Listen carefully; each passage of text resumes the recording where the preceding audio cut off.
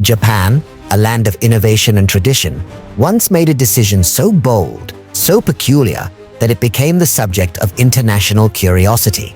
An island infested with venomous snakes was given an extraordinary solution, an experiment that many thought could never work. But 25 years later, the results were nothing short of shocking. This is the story of Japan's snake killers and the unexpected twist that left the world stunned. To understand this story, we need to go back in time. Picture this, an island paradise in southern Japan, a small community and an ecosystem teetering on the edge of chaos. The culprit? The Habu snake, a highly venomous pit viper. These snakes were everywhere, hiding in homes, fields, and forests. The locals lived in constant fear, and the snake bites were deadly, often leading to fatalities or lifelong injuries. Farming, the backbone of the island's economy, became a dangerous occupation. Every harvest season turned into a battle against these deadly predators. Desperate for a solution, the community turned to the government. But what could they do? The Japanese government, known for its innovative thinking, decided to take a bold step. What if they introduced a natural predator to control the snake population? The idea seemed straightforward. Balance the ecosystem by bringing in a species that could hunt and eliminate the snakes.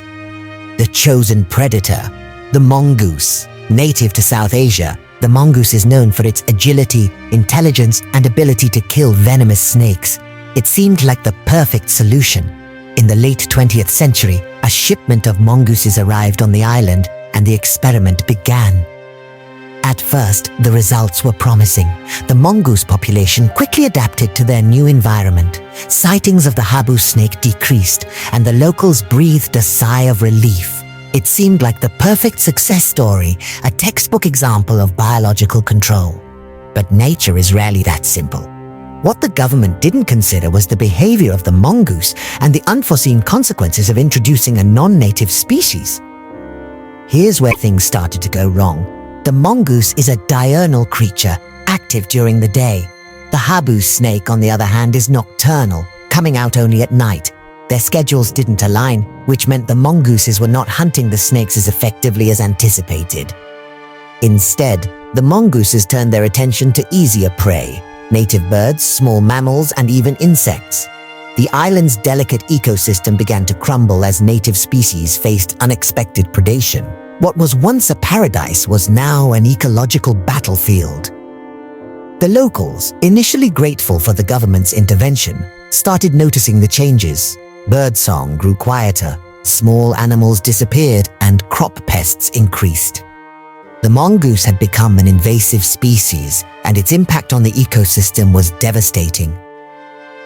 People began to question the government's decision. Was this experiment a failure? And more importantly, what could be done to fix the mess? Fast forward 25 years and the island is unrecognizable. The Habu snakes are still present, though in reduced numbers. But the mongooses have spread beyond their intended range, disrupting ecosystems on nearby islands. The native bird population has plummeted, and some species are now endangered. The island's biodiversity has been irrevocably altered. Scientists have spent decades studying the long-term effects of this experiment. Their findings? The introduction of mongooses caused more harm than good. The balance of nature was tipped too far, and the consequences are still unfolding. But here's the twist. Despite the chaos, some surprising benefits emerged. The decline in snake numbers allowed certain crops to flourish, boosting the island's economy. And the mongooses, while invasive, have inspired new research into controlling invasive species worldwide. The story of the snake killers became a cautionary tale. It taught us that interfering with nature, no matter how well-intentioned, can have unpredictable results. And yet, it also highlighted the resilience of ecosystems and the lessons we can learn from their recovery. Today, the island stands as a living reminder of the delicate balance between humans and nature. The community has adapted, learning to coexist with both the snakes and the mongooses. Conservation efforts are underway to restore what was lost, but the scars of the past remain. 25 years later, the world looks at this island not with pity, but with curiosity and awe. It's a testament to humanity's ability to innovate, fail, and ultimately persevere.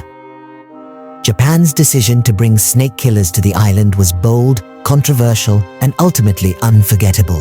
It's a story of risk and reward, of unintended consequences, and of the delicate dance we share with the natural world. So the next time you hear about a simple solution to a complex problem, remember this tale: nature always has the final word. Thank you for watching. If you enjoyed this video, don't forget to like, subscribe, and hit the bell icon for more stories from around the world. See you in the next one.